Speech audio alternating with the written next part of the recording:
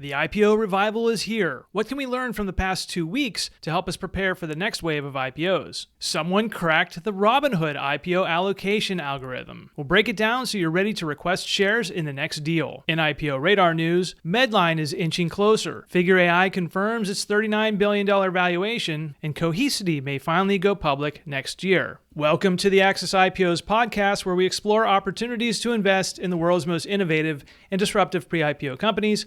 I'm Craig Stevens, founder of Access IPOs, and I'm glad to be back in my home studio this week. So I'm not one to dwell on the past. I'm always looking forward to the next IPOs and to the next deals. But I do want to take a brief look at the past 2 weeks in the 7 or 8 deals that have gone through in this IPO revival activity for some takeaways to help us prepare for the next wave of IPOs. Overall, there was a bit of disappointment with a lot of these deals. We saw some of the deals that we liked do okay. We saw some lackluster openings and some hype quickly disappear, which we sort of expected with all these deals going through. We expected a mixed bag, and we were hoping some of these would really pop, and none of them really popped like we've seen in some of the earlier IPOs in the year, but we did have some solid gains from some of these names. I'm sharing my screen. I've got a spreadsheet that's showing the 8 IPOs from the first few weeks in September. And the last one, Netskope, hasn't quite gone through yet. I'm recording this Thursday before the Netskope IPO starts trading. So we're really looking at this first 7 IPOs for September. And those are Klarna, Figure, Gemini, Legance, BlackRock Coffee Bar, Via Transportation,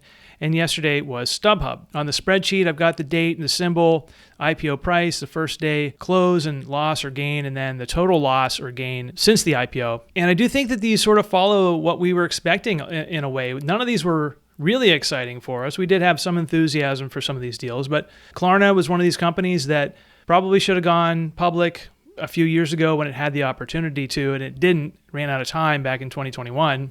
And it had a solid opening. It's up right now 12%, 12.5%. And that's a good opening. That's almost where you want to see these deals come in, around that 10 to 20% range, because then it's a successful deal and investors still get to make some money. Figure was the best performer in this group. That was the Thursday IPO, and it jumped about 24% on that first day, and it's since gone up to the price of $41.61 as I'm looking at this.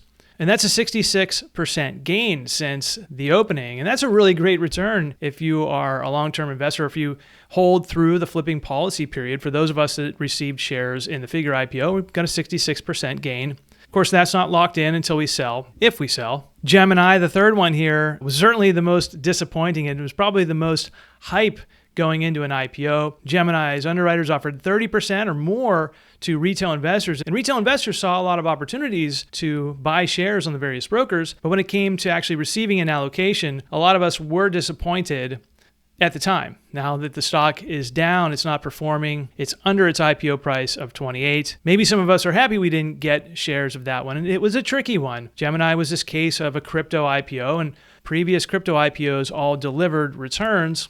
But Gemini is a second-tier crypto exchange platform, and it wasn't growing. It had flat revenue. And so you can only get so excited for a company that's not growing when it goes to IPO.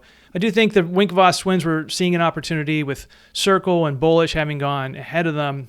Maybe an opportunity to IPO with some fanfare. But from the looks of things, the institutional investors, the long-term buy and hold investors, weren't interested in this deal. They pushed more shares to retail, and retail's been slowly offloading those. So Gemini, a bit of a lesson in hype, in that red flag I pointed out in the Gemini episode a few episodes ago, that the company wasn't growing and it wasn't profitable. And so there were some red flags that a lot of analysts identified. We were talking about them in our private membership group. So a bit of a disappointment there. It's still disappointing if you're holding shares. Legance, BlackRock Coffee Bar, and Via Transportation. These were 3 sort of second-tier IPOs that we weren't all that interested in or excited about. Via, for me, was the most exciting as a SaaS, a transportation SaaS, public transportation. BlackRock Coffee Bar, a retail story, which are very familiar, and most of us have never been to one of those stores, so we didn't really know what we were getting into. It actually performed well, up 37% on its first day of trading, still up about 39% as I'm looking at this now. And perhaps the most disappointing IPO of all was StubHub. StubHub opened down 6% on the day, popped a little bit at the beginning, it fell, and there was a decent amount of retail access to this deal. And we like seeing these companies go public. StubHub is a company that should be public. It's very much a consumer-facing company, but I think a lesson maybe learned from this one. StubHub was considering an IPO last year.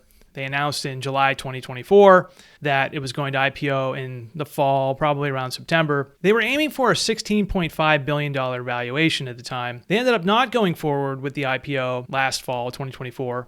And they cited choppy market conditions, which we knew wasn't really true, because market conditions weren't choppy. It got a little choppy in July, but not enough to dissuade someone or a company from going public. And what I think may have happened is they were targeting this $16.5 billion valuation. For whatever reason, they had that number in their head. They couldn't get it, so they pulled the IPO. And still wanting to go public, they filed in March.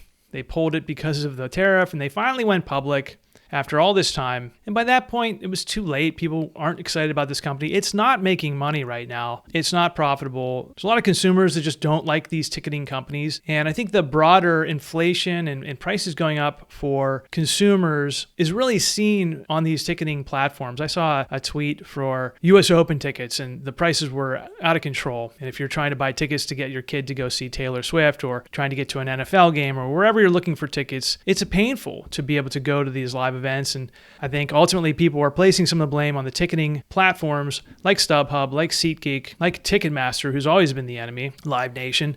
And then on top of that, you can compare StubHub to these public companies that are out there like Live Nation. StubHub is a storied company about how the founders founded this company. Eric Baker, the current CEO, was ousted. He bought it back from eBay right before COVID. They recovered out of COVID, and here's the company now, having sort of a lackluster IPO. A few of us who did receive IPO shares, not real happy about it, not really enthusiastic about it. Certainly don't like seeing your shares fall below the IPO price. But most of us are patient enough that we can wait it out, either sell at a loss or wait for the company to recover past its IPO price if that happens. But ultimately, it was a disappointing debut by StubHub. So what can we gather from all of this information? Well, first of all, I think Figure was the company that we saw that had the most potential here. It was only a $4 to $5 billion company, so still relatively small. It was profitable, it was growing, and it had an exciting technology in its blockchain, a potential to use blockchain to disrupt the financial markets, starting in home loans and mortgages and HELOCs.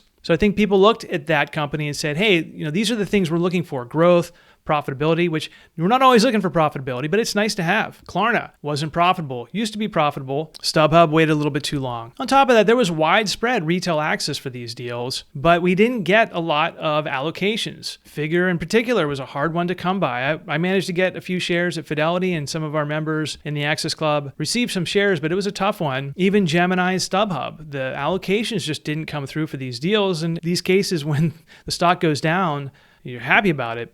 But it's the cases like Figure where maybe it was a top choice out of this group and you didn't get shares. It can be a little bit disappointing. Now, we haven't talked about Netskope. Netskope is today, so I'll be watching the price later today. Netskope is cybersecurity. It's growing 33% year over year. So it's in a trending space. There's some growth. It's not profitable yet, but people are excited about this one. And it was hard to find retail access to this deal. A few brokers had access, including Webull and E-Trade, according to some of my friends in the Patreon group. I did put in a request for Netskope shares and only got 2 from Webull, so that was disappointing. But this company has a lot of comparables to public companies like Rubrik, and there's going to be another company I'll talk about a little bit later in the show who's comparable in cybersecurity and comparable to Rubrik that we'll be keeping an eye on in the future. The key takeaway from all of this, though, is that the IPO revival is real. The window is open. Companies that are private are looking at these deals and saying, it is safe to go forward with my IPO. The exuberance has disappeared. There weren't any crazy gains in these first few days. Most of these companies were relatively well received. If the deal is priced right, then there's an opportunity for there to be a successful IPO. But if it's not priced right, as we saw with Gemini and StubHub, then it can be a little bit disappointing. So good quality companies, priced right at the right time, that's what we're looking for. And so these companies that are in the pipeline and maybe upcoming in the next year or so should be thinking that way. Let's get my IPO priced correctly and we'll have a successful launch. The window definitely remains open. Now is the time to start filing for 2026. And maybe we'll get a few between now and the end of the year. So speaking of our community, we're getting a lot of feedback from people on our Patreon. We have several new members that joined in the past 2 weeks. We had some voting going on to see where people thought the StubHub IPO would open. And we have people sharing where they're getting shares from the various brokers, how many shares they're requesting, how many shares they're receiving. And one member posted that he saw something on Twitter about the Robinhood algorithm for IPO allocations. This is something that we've been trying to figure out for some time. It seems like it's random. It seems like it's not random. We weren't really sure what Robinhood is doing in terms of allocating shares to the 200 to 300,000 people that request IPO shares. Well, it turns out somebody on Twitter found a leak to find out what the algorithm was for Robinhood IPO allocations, and it seems to be holding true for the last deals, at least going back to Figure and certainly through StubHub. I want to credit a guy named Dong Ming on Twitter who found this algorithm leak through what it looks like a Chinese Twitter feed of some kind. So we're going to take a look at what we've learned from this algorithm and use it to help us request shares for upcoming deals. It's better to know if there's an algorithm in place, then you can determine how many shares you actually need to request to get the number of shares that you ultimately want. I always say request more shares than you actually want because you're not going to get a full allocation, but now we can actually put some data to that and this algorithm to it so we know exactly what we're going to get. Now, I'm going to share this with you, but it may change. So it's been true for the last few deals, but now that it's out of the can and maybe Robinhood could switch up the algorithm or maybe they won't, we're not really sure. But this is how it's been over the last few deals. I'm going to share it with you and let me know if it holds true with your allocations once you put your numbers through the formula. So the Robinhood IPO allocation algorithm is pretty straightforward after all. You either get one share in the IPO, and we've seen this a lot of people getting one share and being very disappointed. They're giving one share to people who request small amounts, large amounts. Certainly flippers are usually going to get one share, but they're giving everyone at least one share. So you either get one share or 10% of shares requested plus 9 shares. That's the formula. Now, I want you to go and look at your previous allocations from the last few Robinhood deals and see if it lines up to that formula. It may not line up. It may not be perfect. But for the most part, we're seeing people with their requests line up with the ultimate delivery of shares if they get shares. Otherwise, they're just getting one share. So, for example, if somebody requests 20 shares, they would receive 11 shares. I've actually seen this happen quite a few times on Twitter and in our community on Patreon. So you take the 20 shares, you multiply it by 0.1 or 10%, and you add 9. You get 11 shares. If you request 100 shares, you would receive 19 shares. And this is exactly the scenario that happened to me. I requested 100 shares from a previous deal, I think either Bullish or Figma, I can't remember. And I received 19 shares. I didn't think much of it of the time. I just, oh great, I got 19 shares. I'm pretty happy with that. Last deal, I requested 101 shares. And I did this because someone had mentioned, oh, if you request one above a threshold, that it might help you out. And sure enough, it did. I requested 101 shares and they seemed to round up. So I ended up getting 20 shares for that deal. I also did a deal where I requested 110 shares and I got 20 shares. So it is sort of lining up. I'm not sure how they're dealing with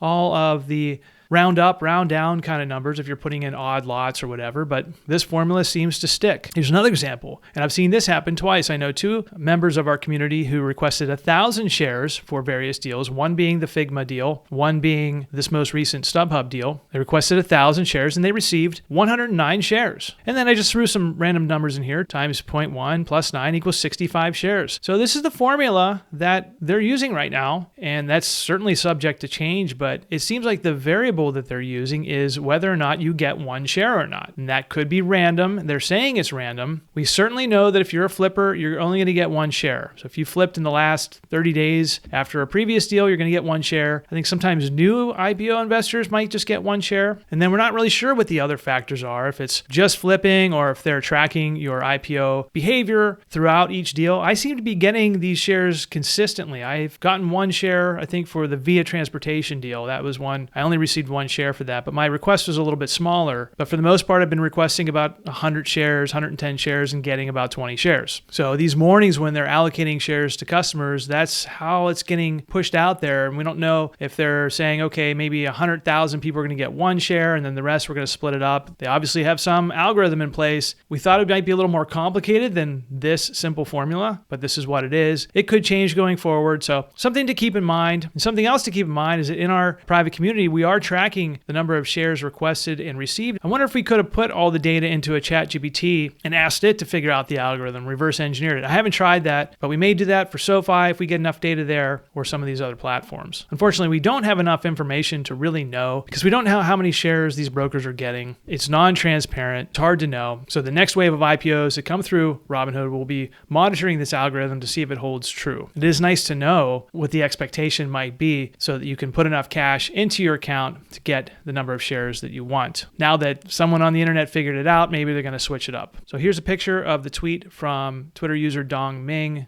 with a screen grab from, I'm not sure where that's from. This tweet was sent out on July 31st. We're a little bit behind on this one, but now that we know it, sharing it with users so you can indicate interest appropriately for each of these deals. Let's move on to IPO Radar news. An IPO Radar company is a company that I have researched and written about on my website, accessipos.com. If you scroll down or look in the menu, there's ways to browse different categories of companies to find them on my website, or at the top right of the website, there's a search icon, and search for any company that you're interested in to see if I've covered it. Maybe I need to have like a whole list of IPO Radar companies on one page and links to it. It would get kind of hard to maintain that, so I haven't done it yet. But when I say IPO Radar, either in my weekly newsletter or here, that's what I mean. It's a company that is under the universe of companies that I'm watching as they progress toward their IPOs or an acquisition, or some of them might be private indefinitely. But ultimately, it's the companies that I've identified as most likely to become the next IPO. And sometimes we can invest in those early, and sometimes we have to wait for the IPO to invest afterwards. But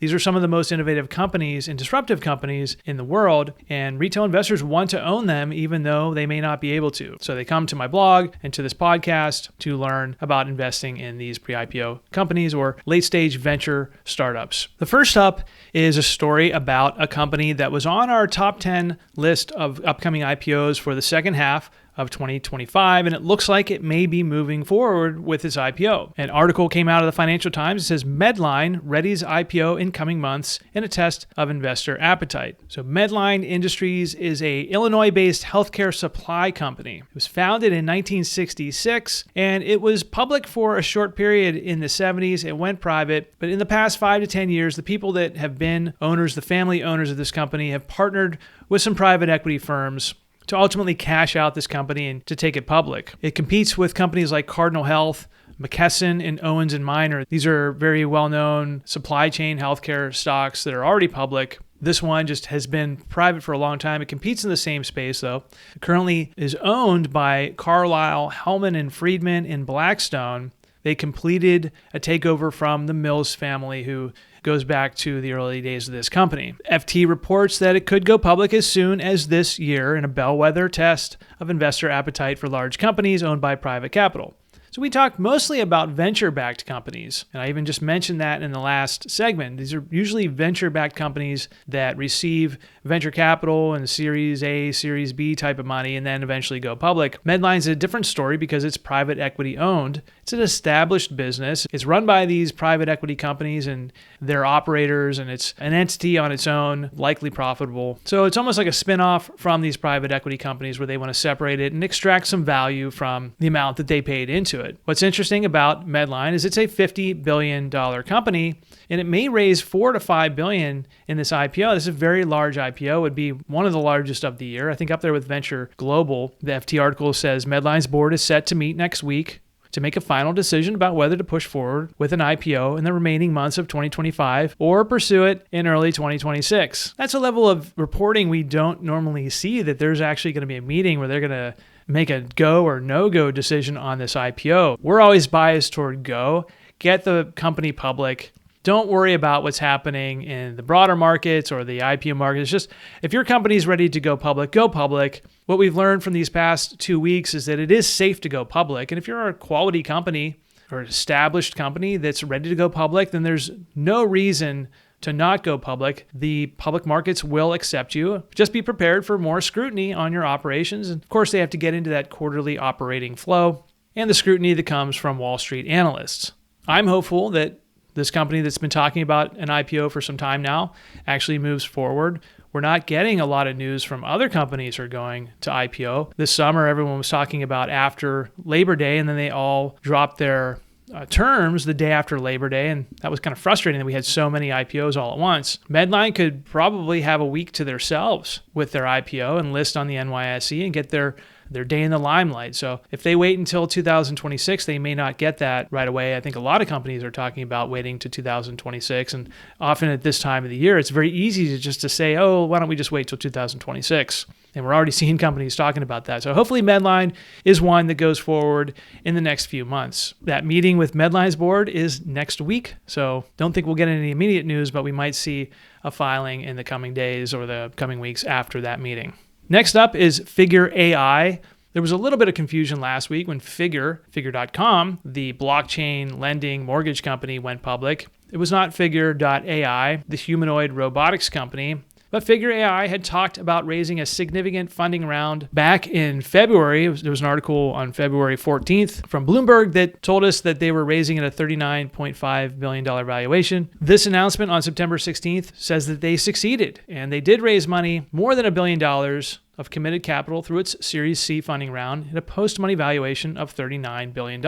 If you're unfamiliar with how venture capital works, this is where the big money is really made. There was a Series B funding round in February of 2024 that raised about $675 million at a $2.7 billion valuation. Then a year later, just 1 year later, they were talking about raising at a $39 billion valuation. That's an extraordinary gain for just 1 year of investing. And so those venture capital firms that took a risk on that Series B funding round really paid off in the Series C at the $39 billion valuation. Figure AI has cool robots, and they envision cool robots in our houses like an Alexa, but doing laundry and pouring us juice and cleaning up. And they envision that like the PC. You know, who thought the PC was going to be in everybody's home at some point, and that was Steve Jobs and Bill Gates who thought that was going to be possible. And lo and behold, it did. The hype is that these things are going to be in our houses someday and doing the tasks for us. Of course, the price has to come down. They have to be really good at what they do. But even more exciting is these are going to operate with AI embedded. So they will learn about your family as they're serving your household, kind of like the Jetsons. I thought that $39 billion was a bit of a stretch because this company isn't selling a lot of robots. I do think they're selling some robots, but this is a bet on the future of humanoid robots. It's a competitive bet up against Tesla because Tesla's working on humanoid robots, and that's one of the main growth drivers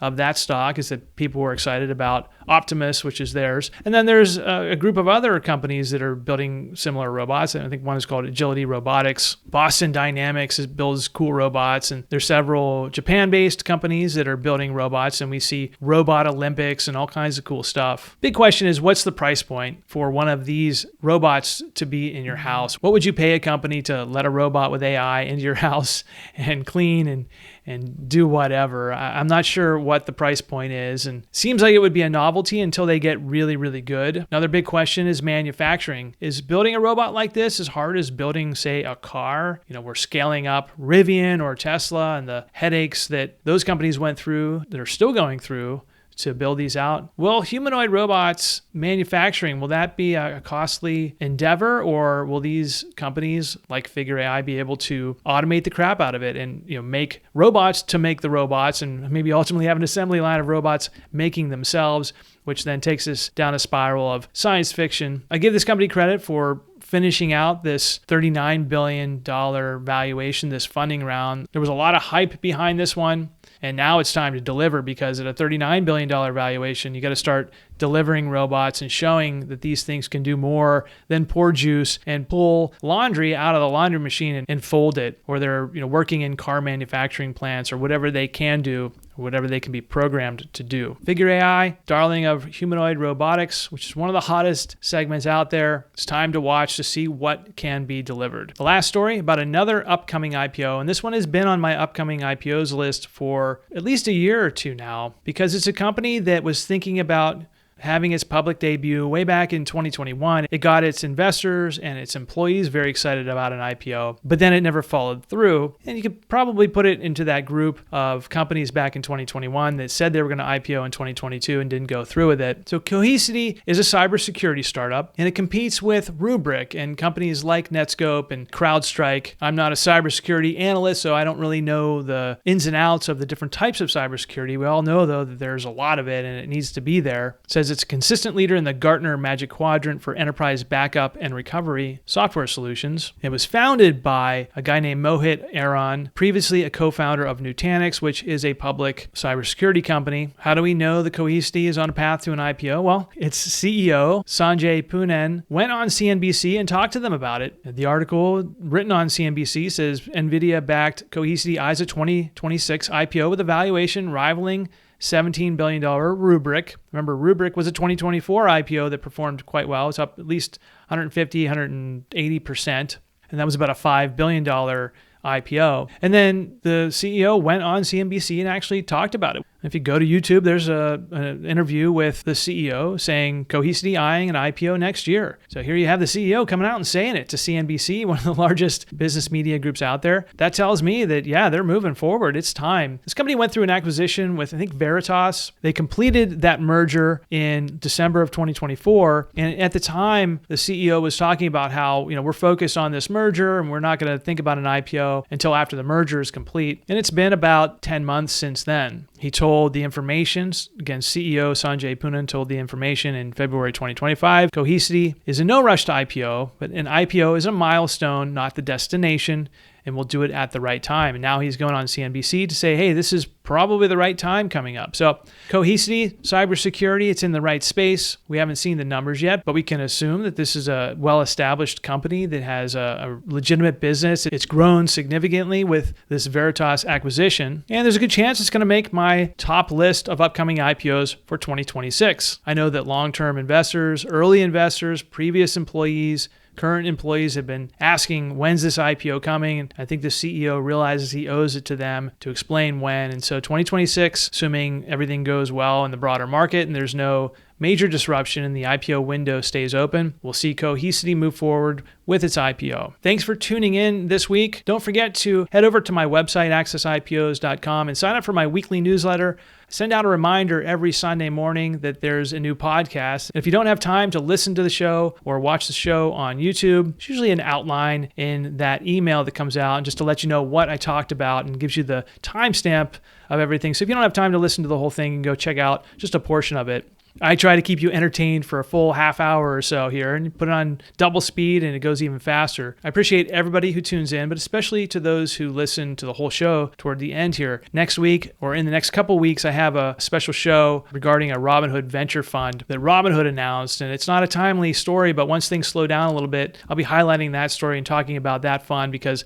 it's sure to get a lot of attention where Robinhood is going to allow retail investors to invest in pre-IPO companies. There's a big asterisk there, and so we'll talk about that either next week or the following week. I also want to highlight the Access Club. That's our Patreon membership group, and we've grown quite a lot, especially from this last wave of IPOs. If you go to patreon.com/accessipos, you get a 7-day free trial. It's just $5 for the baseline level after that, and that gets you exclusive access to some of this data that I'm pulling out for the podcast, what people are requesting at the various brokers, giving me some feedback on what companies should be in the IPO Radar universe. If you have questions you want to ask me directly, that's the best place to do it. So go to patreon.com/accessipos if you want to up your game and join a community of like-minded investors to help you prepare for the coming wave of IPOs that we expect hopefully through the end of the year and into next year. That's all for the show. Thanks for listening. Thanks for watching, and I'll see you next week. This video is not a recommendation to buy or sell any startups mentioned. Pre-IPO and IPO investing involves significant risk. Conduct due diligence by reading the SEC S-1 filings before participating in IPOs. Do not invest in IPOs with money you cannot afford to lose. Thanks for watching.